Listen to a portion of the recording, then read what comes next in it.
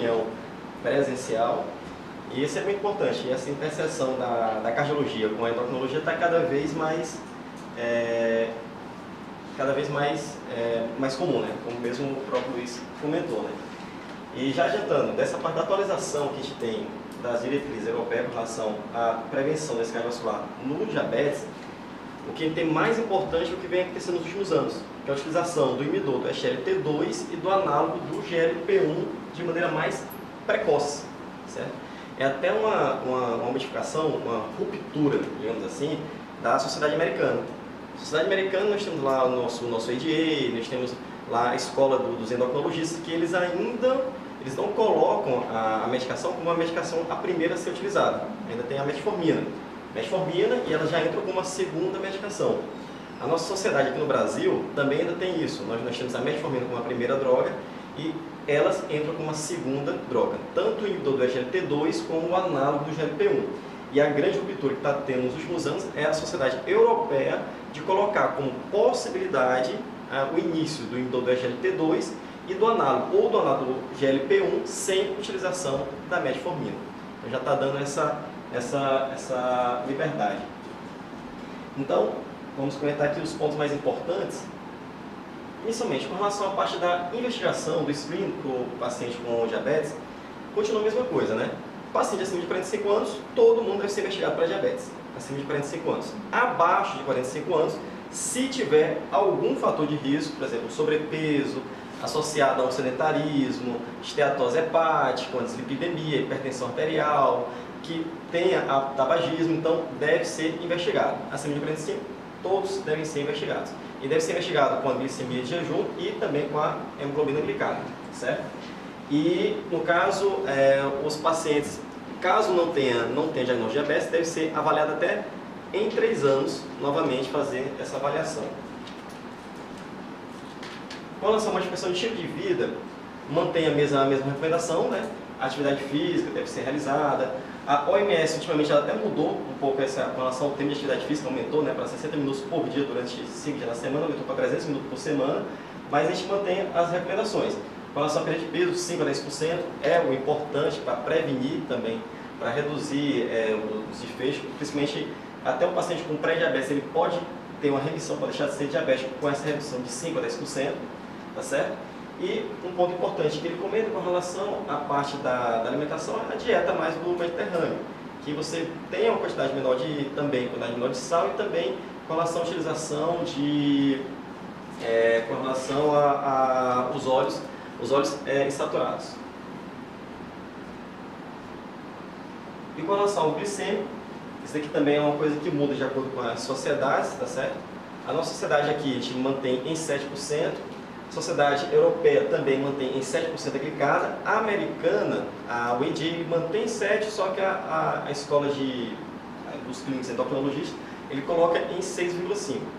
O grande detalhe disso aqui é que a gente tem que observar no paciente mais debilitado. O paciente, por exemplo, paciente idoso, tem um risco maior de ter uma hipoglicemia, pode ter inclusive uma fratura, se o paciente já também tiver uma osteoporose, e também no paciente de alto risco cardiovascular, o paciente já teve algum episódio também cardiovascular, ele pode precipitar no caso dessa hipoglicemia. Então a gente tem que ter esse cuidado com relação a essa hemoglobina glicada nesses pacientes, tá certo? Como regra geral seria isso, mas tomar cuidado com relação a esses pacientes. É o que ele comenta aqui.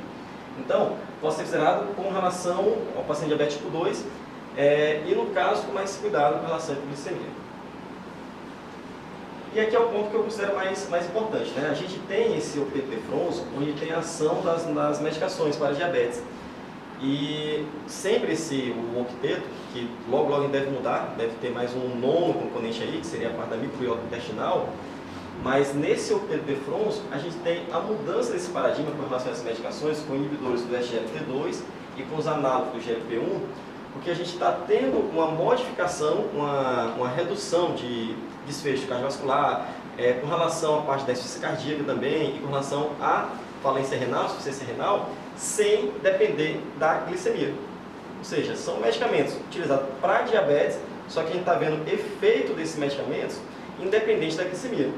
Inclusive, já tá liberado em bula inibidor do SGLT2 para paciente com insuficiência renal que não tem diabetes. Do mesmo jeito que já está liberado em bula para paciente que tem insuficiência cardíaca também, sem diabetes. Então já está tendo essa modificação, que é uma coisa que a gente não sabe dizer por quê, como que essas medicações estão agindo, como é que está sendo essa fisiopatologia e... com relação a essa fisiopatologia, e inclusive o interessante é a história do inibidor do SGLT2, que tinha um certo preconceito, desse preconceito porque é uma medicação que ele vai fazer com que elimine açúcar pela urina. Vai eliminar açúcar pela urina, você vai aumentar o risco de infecção, gente urinária.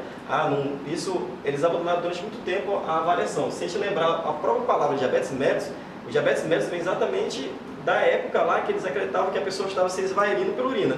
Então faz parte da fisiopatologia do diabetes, que foi deixado muito tempo sem ser analisado. E hoje em dia a gente está vendo esses efeitos sem precisar exatamente do controle glicêmico.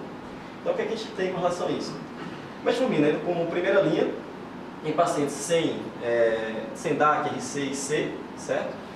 Em paciente que já tem DAC, metformina deve ser considerado como primeira linha. Detalhe que a gente pode já começar com o inibidor do SGLT2. Então, o inibidor do SGLT2 vai sempre pensar naquele paciente com renal crônico, paciente com insuficiência cardíaca, certo? E a gente tende a pensar mais no análogo do GLP-1 naquele paciente que já tem tido, principalmente, já tem tido um AVC, já tem tido um infarto agudo do miocárdio, que é onde o nosso paciente ele mais se beneficia, tá certo? E com relação aos inibidores do SGLT2, em específico, a gente já tem estudo comprovando tanto com a canaglifosina, como com a dapaglifosina, como com a empaglifosina. Então, todos eles. O detalhe da canaglifosina, relembrando, né, que teve um aumento de amputação no paciente que já tem um episódio já de amputação prévia, ou aquele paciente que já tenha uma doença vascular.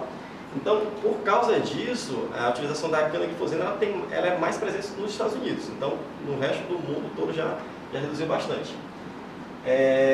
Então a gente tem com o inibidor do SGLT2 já comprovado com as três drogas, né? E com relação a evitar a glicemia, o ganho de peso, isso aqui é fundamental. Aqui já entra bastante também a importância do análogo do GLP-1. Se a gente lembrar, se a gente conseguir um paciente, principalmente um paciente que faz uso de insulina, a gente fazer essa troca da medicação dele, da insulina, para essas outras medicações, que a gente tem essa oportunidade, facilita também para o nosso paciente, diminui o risco de hipoglicemia, sempre pensando nisso. E com relação ao ganho de peso, a gente tem agora a última medicação, que é a semaglutida, ela está sendo avaliada especificamente para perda de peso, com a dose maior, provocando a perda de peso similar à cirurgia bariátrica. Então, a tendência depois, então, é que a gente utilize cada vez mais, na medida do possível, o análogo do GLP-1. Lembrando que a dose, por exemplo, da semaglutida para o paciente com diabetes, o objetivo é dose de 1 mg por semana. Do paciente com objetivo de perda de peso é de 2,4 mg por semana. A gente não tem ainda a formulação aqui no Brasil pensando nessa perda de peso, mas logo deve ser liberado. DM2 com DAC é recomendada a utilização do análogo GLP-1 e do SGLT2 para evitar os desfechos cardiovasculares e também o cardiovascular. Então, sempre que a gente puder utilizar, a gente deve utilizar essa classe de medicação. Entra o detalhe do preço, na realidade. Sempre, e o paciente que geralmente ele tem diabetes, o paciente já teve algum desfecho, ele já vem polimedicado. Mas é um benefício que deve ser apresentado para o paciente. Eu acho que o principal é apresentar para o paciente. Às vezes a gente acha que o paciente não tem condição e a gente deixa de apresentar essa possibilidade para o paciente. Então acho que vale a pena a gente sempre deixar essa possibilidade. Se tiver algum aluno, elas usam algo alfa, então é recomendado mais ainda a utilização deles. Quanto mais grave for o paciente, quanto mais já desfecho foi tido do paciente, maior o benefício da utilização dessa classe de medicação. E aqui, paciente com DM2-RC, a utilização do inibidor do SGLT2 no caso, para melhorar esse desfecho. Então, se o paciente tem algum desfecho, se ele tem já algum problema cardiovascular, então chega a ser mais imperativo a utilização do inibidor do SGLT2. Eu acho que era... Certo.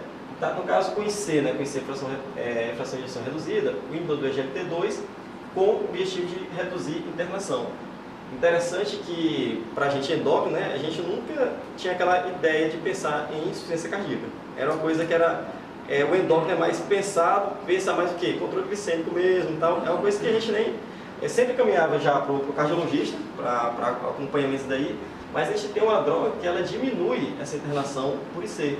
Então, é uma possibilidade muito boa que a gente vai ter esse controle, tanto o controle glicêmico, vai ter essa parte, também vai ter esse benefício dessa internação por IC. E o DM, sem DAC, IC ou IRC, aí o uso do inibidor do GLT2 e análogo GLP-1 pode ser considerado para evitar os desfechos cardiovascular e cardiorrenal. Então, já seria pensando na prevenção primária do nosso paciente. Ou seja, se puder utilizar, a dica é utilize.